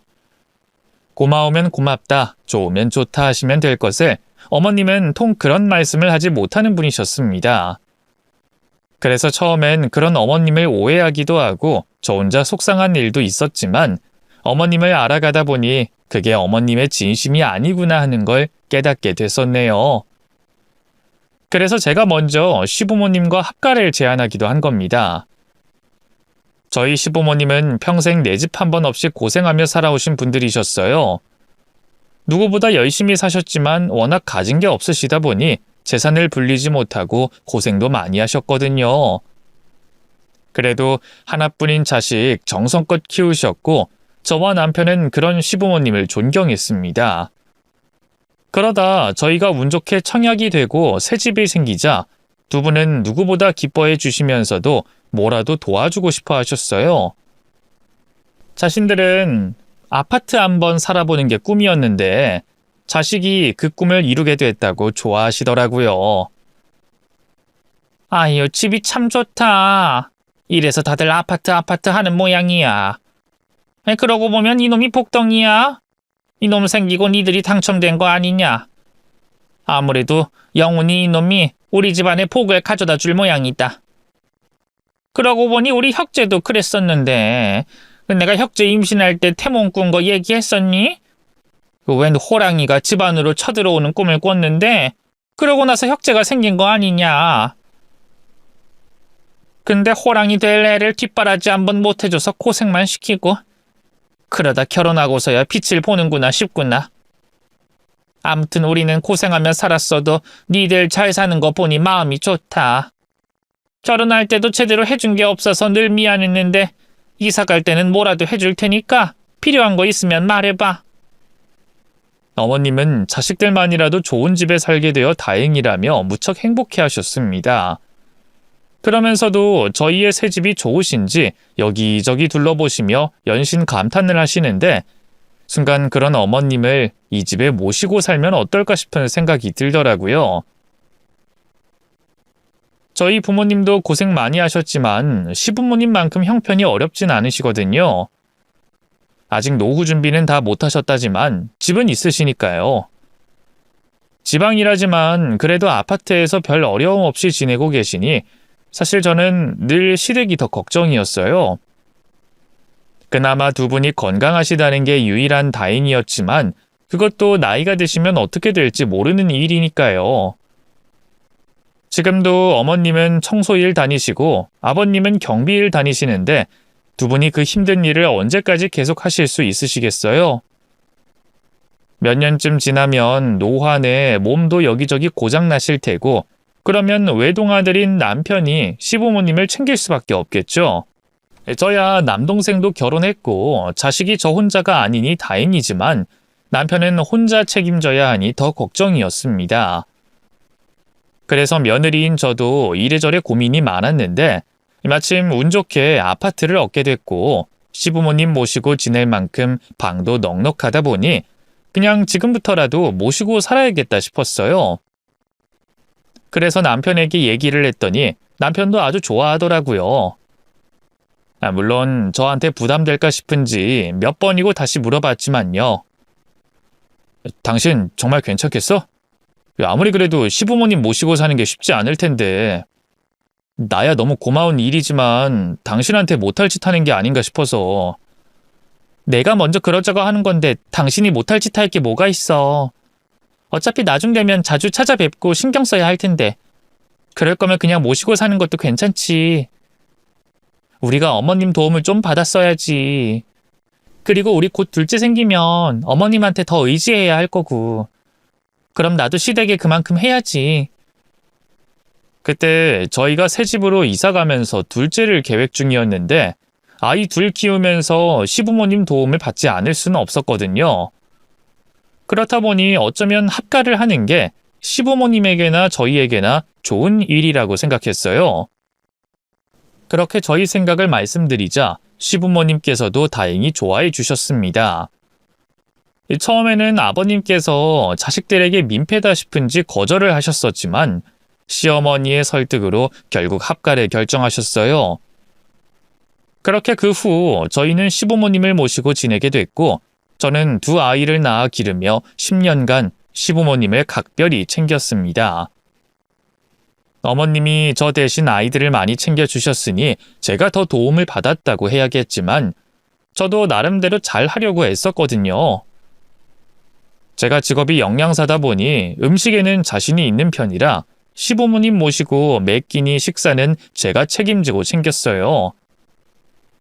평생 주방일로 손에 물기 마를 날 없이 살림에 이골이 나신 시어머니를 조금이라도 편하게 해드리고 싶었거든요. 아침 일찍 일어나서 출근하기 전에 밥 준비하고 퇴근하자마자 불이 나게 식사 준비하는 게 쉬운 일은 아니었지만 그래도 제 음식 드시고 좋아해 주시는 시부모님을 보면 고단함이 씻겨나가는 듯 했습니다. 그렇게 제가 노력한 덕분인지 시부모님도 저를 많이 예뻐해 주셨고 저는 시부모님께 딸 같은 며느리가 됐다고 생각했어요. 표현이 많지 않으신 어머님은 아직도 칭찬에 인색하시지만 그래도 같은 여자로서 속마음을 터놓고 잘 지냈고 아버님께서는 다른 식구들 몰래 제게만 용돈을 챙겨주시기도 하셨거든요. 며느리 고생한다고 힘들게 번 돈을 쥐어주시던 시아버지는 늘 든든한 제 편이셨습니다. 그렇다 보니 어느덧 저는 멀리 계신 친정 부모님보다 함께 사는 시부모님이 더 가깝게 느껴지기도 했어요. 그래서 두 분이 오래오래 건강하셨으면 좋겠다 싶었죠. 그러던 어느 날 갑작스러운 부고가 들이닥쳤습니다. 멀쩡하시던 아버님께서 어느 날 갑자기 돌아가신 거예요. 저희 어머님은 그날 어린 손녀딸이랑 한 방에서 주무신 탓에 아버님 상황을 모르고 계셨고 아침 준비를 하려 제일 먼저 일어난 제가 거실에서 늘 뵙던 아버님 모습이 보이지 않아 걱정을 했었죠. 원래는 아버님이 먼저 일어나셔서 신문을 읽고 계시거든요. 방문을 두드렸는데도 한참 조용하시기에 그때까지도 저는 아버님이 주무시고 계신 줄만 알았어요. 원래는 늘 부지런하신 분이셨지만 어쩌다 그런 날도 있을 테니까요. 그래서 결국 남편을 시켜 아버님을 깨워드리라 했더니 방으로 들어간 남편이 아버님이 일어나지 않으신다며 당황하며 절 부르는 겁니다. 여보, 여보, 이리 좀 와봐. 아버지가 일어나질 않으셔. 그게 무슨 소리야? 아버님이 안 일어나신다니 주무시는 거 아니셔? 아무래도 그게 아닌 것 같아. 처음엔 저도 남편이 무슨 소리를 하나 싶었어요. 아버님이 안 일어나신다고 놀라길래 아버님이 어디 편찮으신 건가 생각했죠. 그런데 방 안으로 들어가니 아버님이 숨소리 없이 조용하신 겁니다. 그제서야 저는 아버님의 상황을 깨달았고 서둘러 119에 신고를 했어요. 그리고 그 사이 시어머니께서도 저희의 소란에 일어나셨고 남편은 어머님께 상황을 전했습니다. 엄마, 저 아버지가 숨을 안 쉬고 계세요. 뭐? 숨을 안 쉰다니? 왜? 아버지가 일어나질 않으세요. 그래서 지금 119에 신고를 했는데 이게 무슨 일인지 모르겠어요. 아니 얘들이 지금 무슨 소리 하는 거야? 네 아버지가 왜? 구급차는 왜 불렀다는 거야? 어디가 아프다는 거니? 어머님도 당황하셨는지 남편에게 몇 번이고 되물으셨어요. 저희도 그랬지만 어머님께서도 그 상황을 받아들이지 못하시는 건 매한가지였습니다. 그리고 잠시 뒤 구급대원들이 집으로 도착했고 구급대원들은 자신들이 사망신고를 할 수는 없다며 우선 절차를 위해 병원으로 가야 한다 말했습니다. 그때까지만 해도 온기가 남아있는 듯 착각을 했는지 저나 남편은 아버님을 살릴 수 있지 않을까 생각했었거든요. 그런데 사망 선고를 말하는 구급대원의 말을 들으니 순간 몸에서 피가 빠져나가는 것 같더라고요. 머리로는 알고 있었지만 이해할 수 없었던 아버님의 죽음을 받아들여야만 하는 상황이었어요. 그렇게 저희는 다리가 풀리신 어머님을 부축해 다 같이 병원으로 가게 됐습니다. 그리고 병원에서 아버님은 결국 사망 선고를 받으셨어요. 사후 강직의 정도로 봤을 때 사망 추정 시간은 서너 시간 전쯤. 그러니 아버님은 새벽녘에 혼자 조용히 돌아가신 것이었습니다. 곁에 다른 상처나 특별한 흔적들이 없는 걸로 봐서 사인은 노환에 의한 자연사인 것 같습니다. 평소 환자분이 앓던 지병이나 특이사항은 없으신가요? 없어요 그런 거. 이 양반이 얼마나 건강하고 튼튼한 사람인데 감기 걸려도 약 한 번 안 먹고 버티던 사람이에요. 그럼 아무래도 주무시다 돌아가신 게 맞는 것 같습니다. 검안 확인서 작성해 드릴 테니까 장례 준비하셔야겠어요. 담담히 말하는 의사의 통보에 저나 가족들은 선뜻 받아들이기가 어려웠습니다. 아버님이 정말 돌아가셨다니 그것도 자연사라는 것이 이해가 되지 않더라고요. 물론 아버님 연세가 벌써 7순을 넘기셨지만 요즘은 100세 시대인데 떠나시기에는 너무 이른 나이가 아닐까 싶더라고요.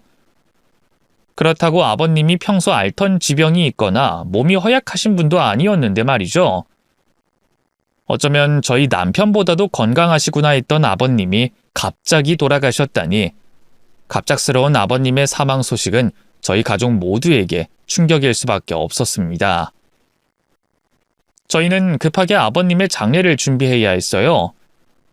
모든 게 갑작스러워 정신이 없었는데 그래도 살아생전 아버님께서 덕을 많이 쌓으셨는지 아버님 소식을 듣고 놀라서 달려와 주신 지인분들이 참 많았습니다.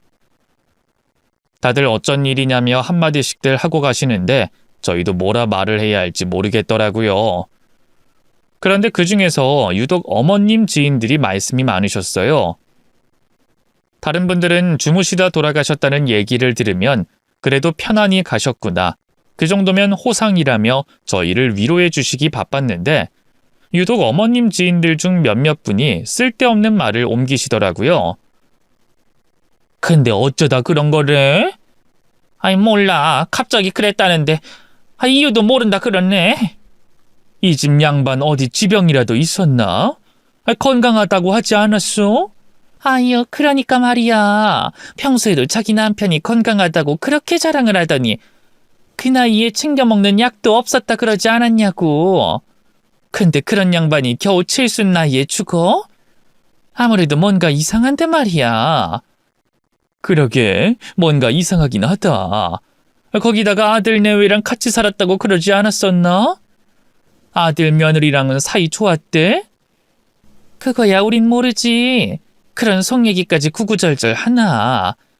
근데 아까 보니까 이 집 며느리는 슬프지도 않은지 울지도 않대.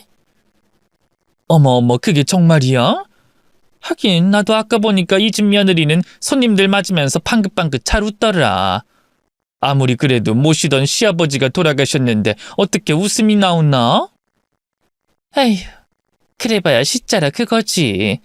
원래 며느리들이 다 그래요. 지네 친정이나 챙길 줄 알지 시부모님 어려운 줄 아는 며느리들이 몇이나 돼. 그래도 시부모 모시고 산다 그러길래 드물게 바른 며느리인 줄 알았더니 별로 그렇지도 않은가 봐. 아니 아까도 내가 편육 좀 더 갖다 달라 그러는데 자기 바쁘다고 쌩하니 무시를 해버리더라니까. 어머, 그게 정말이야?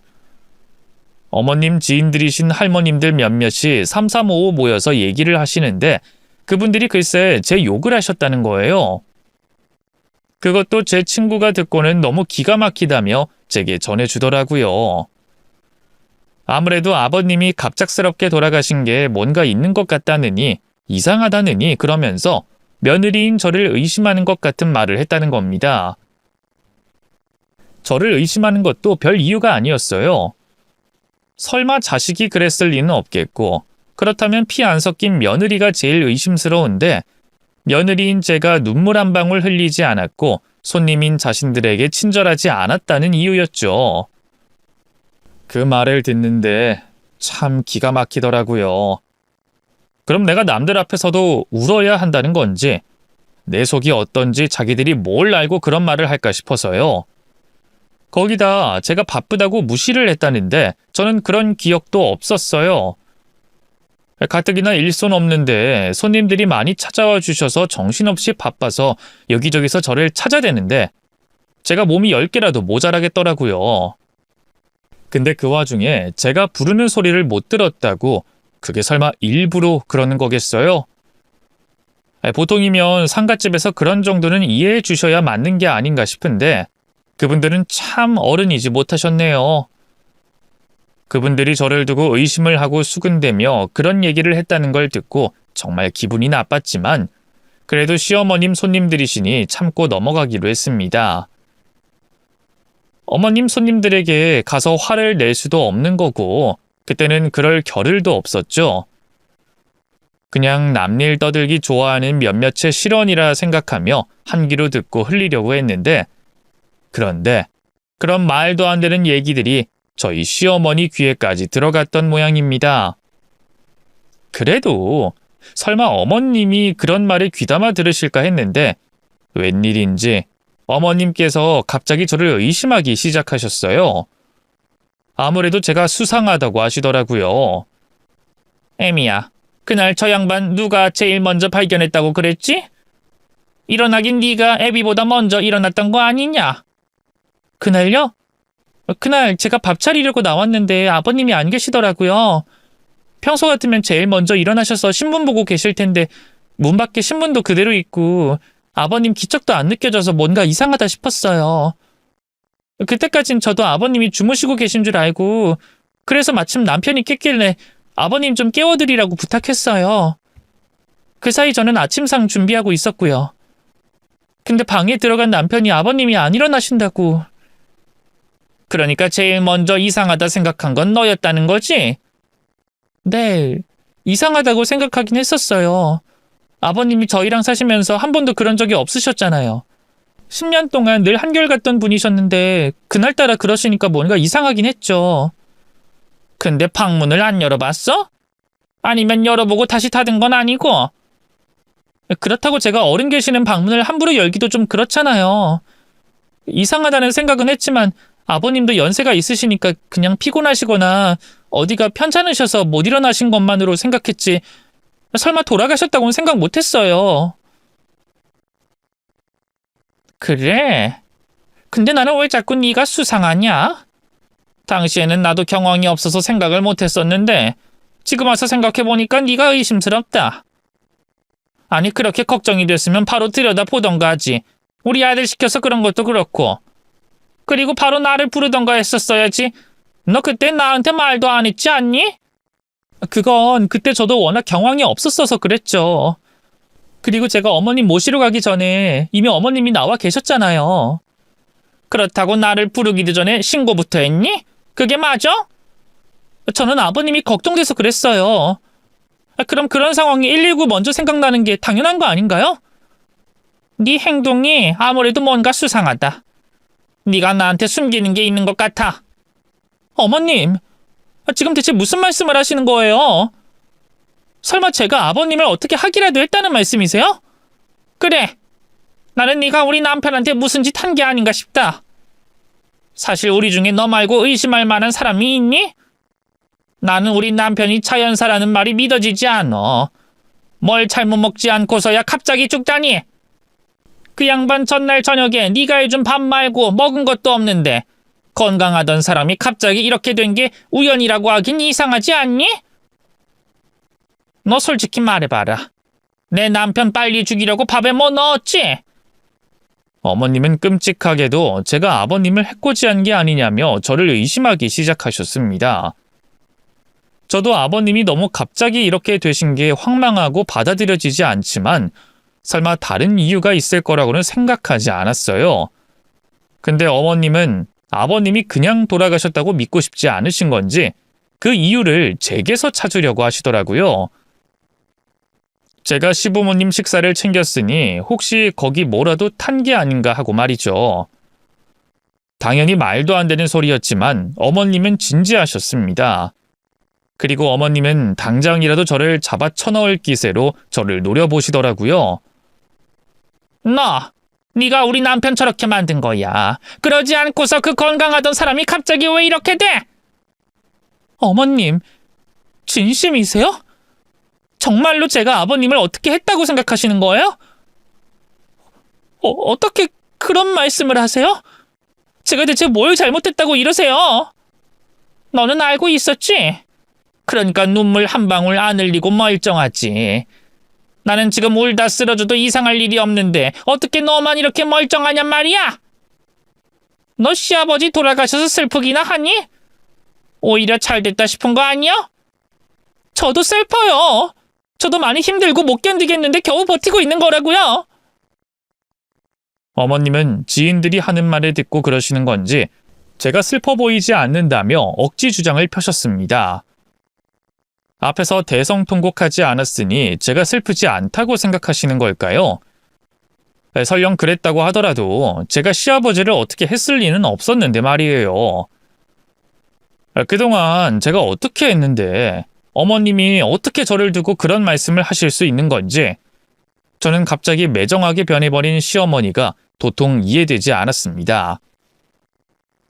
지금 상황이 이해할 수 없고 힘든 상황인 건 맞지만 그럴수록 한 집 살던 가족들끼리 더 서로 보듬어주고 믿어줘야 하는 게 아닌가 말이에요.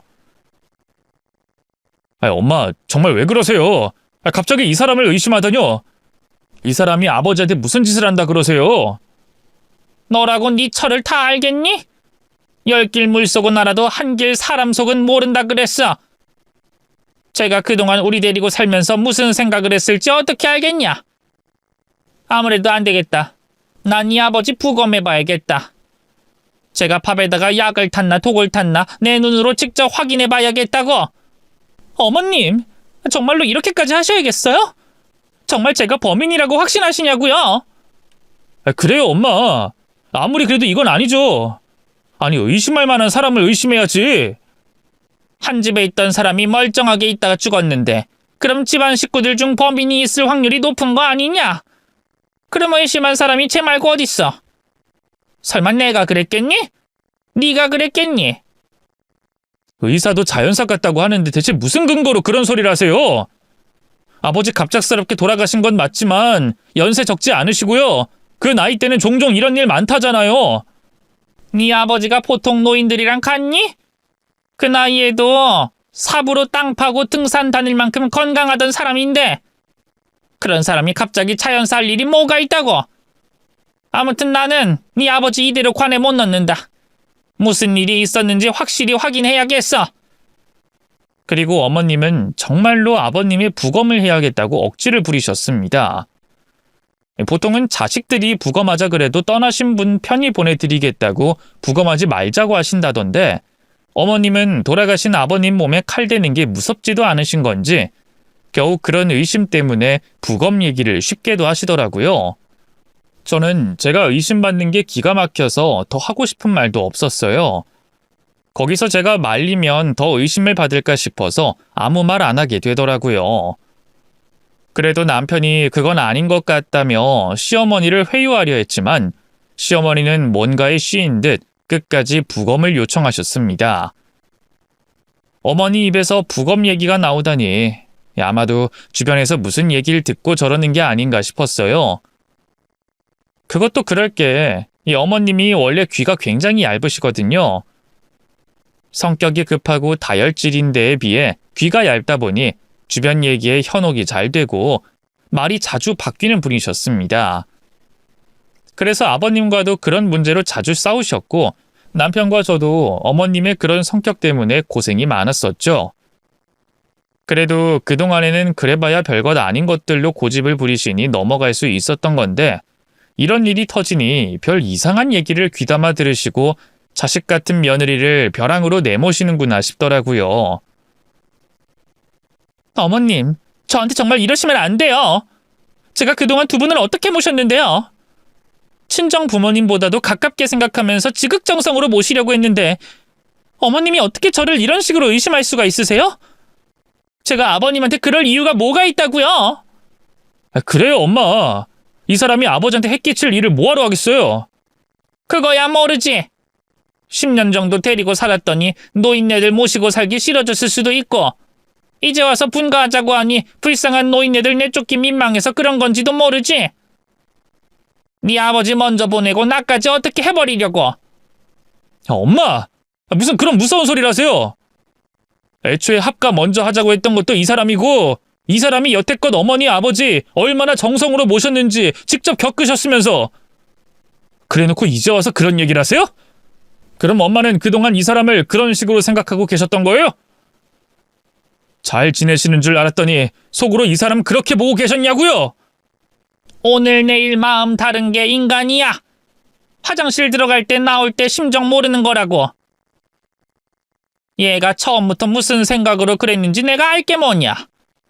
뉴스만 봐도 며느리가 시부모 해코지하고 자식들이 부모 해코지한다는데 어머님이 저를 그렇게 의심하셨다는 얘기를 들으니 정말 하늘이 무너지는 기분이었습니다. 저는 그동안 나름대로 며느리 노릇 잘하려고 노력했고 잘해왔다고 생각했었는데 그래서 지난 10년간 시부모님 모시고 살면서 나도 이 집 자식이라 생각하고 시어머니에게도 딸 같은 며느리일 거라 생각했어요. 제가 힘들 때 위로해주고 도와주신 시부모님 은혜를 잊고 있지 않았거든요. 그런데 정작 어머님은 저런 생각을 하고 계셨을 거라 생각하니 그동안 나를 어떻게 보고 계셨나 싶으면서 그동안의 노력이 전부 물거품이 되는 기분이었습니다. 예, 어머님이 저를 어떻게 봐오셨나 이제 알겠네요. 저는 나름 딸 같은 며느리인 줄 알고 그만큼 더 잘하려고 그랬는데 어머님한테는 그게 전부 가식으로 보였던 거군요. 저를 그동안 객식구로 생각하셨으니 이런 의심이 드실 법도 하죠. 제가 왜 저러나 하면서 계속 의심하실 텐데. 그럼 어디 하고 싶은 대로 하세요. 아버님 몸에 칼 대는 게 기분 좋진 않지만 자식인 저희들보다야 배우자인 어머님 의견이 더 셀 수밖에 없죠. 어머님이 아버님 가시는 길에 이렇게까지 하셔야겠다는데 저희가 어떻게 말리겠어요?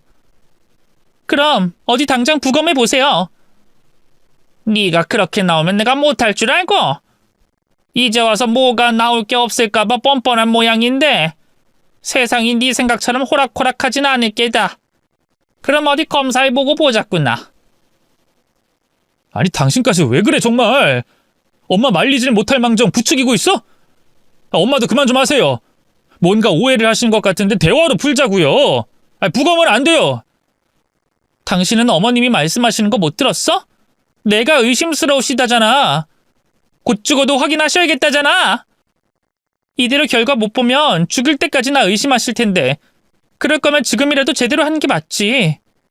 그래, 니들이 뜯어말려도 부검할 거니까 말리지 마라. 저도 남편과 아버님을 생각하면 그렇게까지 하고 싶진 않았지만 그렇다고 부검을 반대하면 시어머니가 끝까지 저를 의심할 것 같았어요. 그러자 시어머니는 옳다구나 하며 부검을 진행하셨죠. 결국 아버님께서는 장례도 제대로 치르지 못하고 부검을 하게 되셨고 저희들은 2주 동안 부검 결과를 기다릴 수밖에 없었습니다. 그동안 시어머니는 제가 무섭다며 친척집에 가 계셨고 남편은 내내 제게 미안해 제 눈치를 보고 지내더라고요. 하지만 결백했던 저는 전혀 걱정할 게 없었어요. 차라리 제대로 진실이 밝혀지길 바랄 뿐이었죠. 그렇게 부검 결과가 나온 당일, 저희는 거의 보름 만에 어머님을 뵙게 됐습니다. 어머님은 여전히 저를 범인으로 생각하며 의외의 결과가 나올 거라 확신하고 계셨고, 저는 당연히 별다른 문제가 없을 거라 생각했습니다. 하지만 검사 결과는 충격적이게도 제가 예상한 것과 전혀 다른 결과였어요. 아무것도 나오지 않을 거라 생각했던 아버님의 몸에서 수면제 성분이 검출됐다고 하는 거였죠. 그리고 그걸 확인하신 어머님은 또다시 저를 범인으로 몰아가셨습니다. 이거 봐라. 여기 수면제 성분이 나왔다고 하지 않아? 네가 내 남편 밥에 수면제 탄 거지. 내 남편 죽이고 나까지 쫓아내려고? 내가 그럴 줄 알았지. 얘가 전부 꾸민 짓이야. 내 말이 맞았잖냐? 인연, 내가 너를 그냥 둘 줄 알아? 그리고 어머님은 냅다 제 머리채를 잡아채셨고 그 순간 저는 큰 충격에 그대로 기절해 쓰러지고 말았습니다. 그리고 반나절 만에 겨우 정신을 차린 저는 웬 병원 침대 위였어요. 제가 쓰러지면서 남편이 저를 병원으로 데려간 거였죠. 여보, 일어났구나. 다행이다. 당신이 갑자기 쓰러져 버려서 얼마나 놀랐는지 몰라. 다행히 심각한 건 아니고 피로 누적의 충격으로 실신한 거래. 안 그래도 당신 요즘 제대로 잠도 못 자고 스트레스 많았잖아. 그래서 그냥 입원 신청했으니까 며칠 푹 쉬다가 가자. 그것보다 어머님은? 아니 아버님은? 수면제라니 그게 무슨 소리야? 정말인 거야? 남편은 제 걱정부터 해줬지만 정작 저는 제 걱정은 뒷전일 수밖에 없었습니다. 쓰러지기 직전에 아버님의 부검 결과를 들었다 보니 다른 것보다 그게 제일 궁금하더라고요. 그러자 남편은 그런 제게 충격적인 이야기를 해줬습니다. 그 수면제 성분이 나온 건 맞아. 근데 그것 때문에 돌아가신 건 아니래. 그 수면제가 치사량도 아니었고 뭐 다른 특별한 이상은 없었대. 그냥 엄마가 수면제 성분 하나만 보고 흥분해서 그러신 거야. 그럼 아버님은 그냥 자연사가 맞으신 거야? 아무래도 그렇지. 아버지 연세에는 숨만 잘못 쉬어도 위험하다니까. 우리 아버지가 아무리 건강하셨다고 한들 노안을 어떻게 감당하겠어. 그냥 우리가 예상하기도 전에 너무 일찍 떠나셨을 뿐이지. 근데 아버님이 원래 수면제를 드셨어? 아버님이 갑자기 왜 수면제를 드신 거야? 그게 갑자기가 아니었을 거야. 사실 아버지가 몇 년 전부터 잠을 잘 못 주무신다고 말씀을 하셨거든. 처음엔 나이 들면 잠이 없어진다니까 그래서 그런 줄 알았는데 아무래도 아버지가 불면증을 겪으셨던 모양이야. 사실 그쯤에 아버지가 일하던 곳에서 문제가 있었거든. 경비업체에서 별것도 아닌 실수를 들먹이면서 일방적으로 해고 통보를 했더라고. 그래서 아버지가 많이 힘들어하셨나 봐. 가족들 걱정할까 싶어서 우리한텐 말씀도 안 하셔서 나도 한참 뒤에는 알게 됐는데 그때 아버지가 노동청 쫓아다니고 뭐 이래저래 고생하시느라 아마 그때부터 수면제를 드셨던 것 같아. 전혀 몰랐어. 아버님은 늘 괜찮으신 줄만 알았는데. 아니 그런 일이 있으셨으면 말씀을 하시지. 그렇게 힘드시면 아예 일을 그만두셨어도 될 텐데. 아버지 성격에 집에서 쉬고 계실 분은 아니시잖아. 자기가 일을 안 하시면 쓸모가 없다고 생각하시는 분이시니까. 그렇다 보니 식구들한테 말도 못하고 혼자 소갈이 하셨던 거겠지. 그나마 아들인 나한테는 슬쩍 얘기를 하셨던 건데 당시엔 나도 먹고 사는 게 바빠서 아버지를 제대로 챙겨드리지 못했어.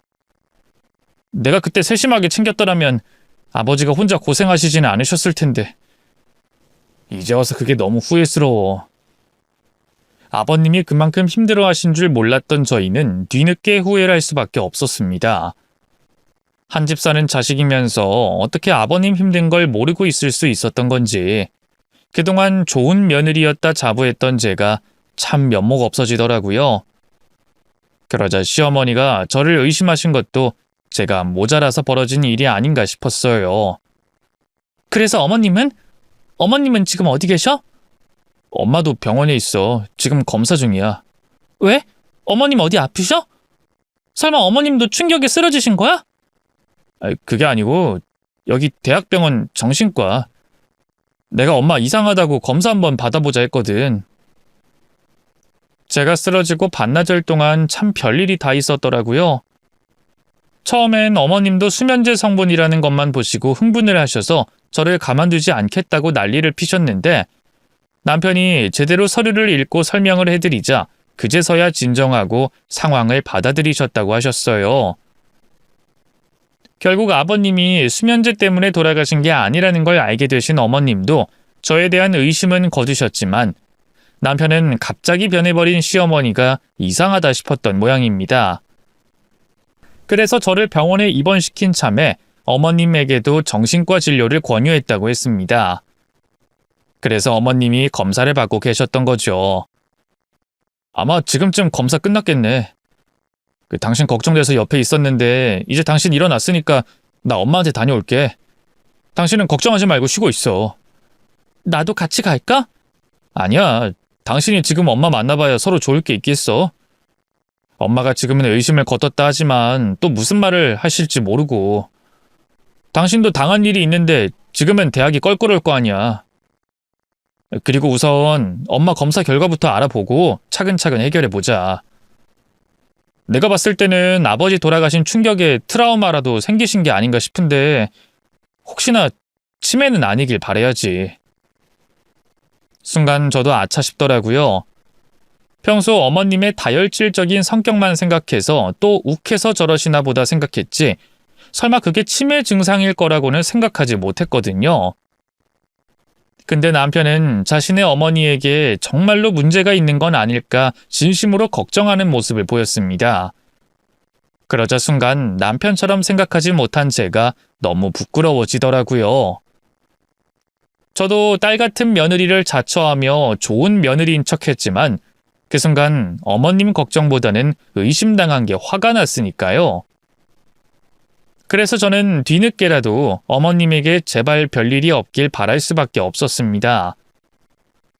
하지만 그런 저희의 바람에도 어머님은 결국 치매 진단을 받게 되셨습니다. 설마 했던 그 의심들이 전부 치매 초기의 증상들이었더라고요. 그나마 그 와중에 다행인 것은 어머님의 병증이 아주 초기였기에 치료를 하면 충분히 진행을 늦출 수가 있다는 거였어요. 의사 선생님 말씀으로는 치매는 일찍 발견하면 할수록 예후가 좋아서 지금 당장 치료를 시작하면 당장 몇 년간은 상태가 악화되지 않을 거라고 하시더라고요. 어머님이 치매라는 말은 청천벽력 같았지만 그래도 희망이 있다는 말에 겨우 안심할 수 있었습니다. 물론 어머님께서는 자신이 치매라는 사실을 쉽게 받아들이지 못하셨어요. 이미 치매 진행이 돼서 그런지 처음엔 저희들이 어머님을 속이는 거라 생각하시며 저희 말을 듣지 않으려고 하시더라고요. 그러면서 제가 아버님을 해코지한 거라며 자신까지 해칠 거라 생각하고 두려워하셨는데 처음엔 오해당해 기분이 나빴던 저도 이제는 어머님의 상태를 알고 나니 더 이상 상처받지 않았습니다. 오히려 치매라는 끔찍한 병을 얻으신 시어머니가 너무 안쓰럽고 걱정이 될 수밖에 없었어요. 아버님이 안 계신 와중에 어머님이 얼마나 힘드실까 싶더라고요. 이럴 줄 알았으면 진작 검사부터 받아보는 거였는데 자식인 저희가 무신경한 바람에 일이 꼬여 자책하게 되더라고요. 그렇게 저는 남편과 함께 어머님의 치료를 위해 백방으로 뛰어다니며 어머님을 챙겼고 다행히 어머님은 치료를 열심히 받으셨어요. 그리고 몇 달 만에 증상이 많이 완화되셨습니다. 하루 멀다 하고 의심하시고 불안해하시던 어머님이 이제는 깨끗한 정신으로 저를 제대로 마주해 주시더라고요.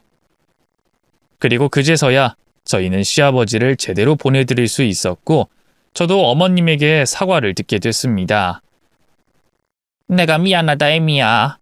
이래서 늙으면 죽어야 한다는 건데 내가 노망이 들어가지고 죄 없는 널 갖다가 그런 소리라고 추태를 부렸구나. 네가 여태 얼마나 고생하고 우리한테 잘했는지 누구보다 내가 아는데 내가 어쩌자고 너를 의심했을까 모르겠다. 내가 너무 미안하다. 괜찮아요, 어머님. 어머님이 일부러 그러신 거 아니라는 거 이젠 아는데요.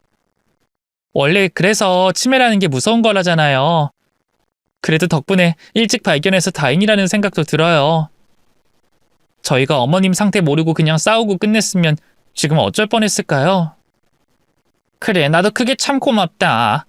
나 같았어도 저 노인네가 노망 났구나 하면서 괜한 고집 부린다고 생각하고 모른 척했을 텐데 니들이 나를 진심으로 걱정해주고 챙겨줘서 내가 나아질 수 있었던 거 아니겠니?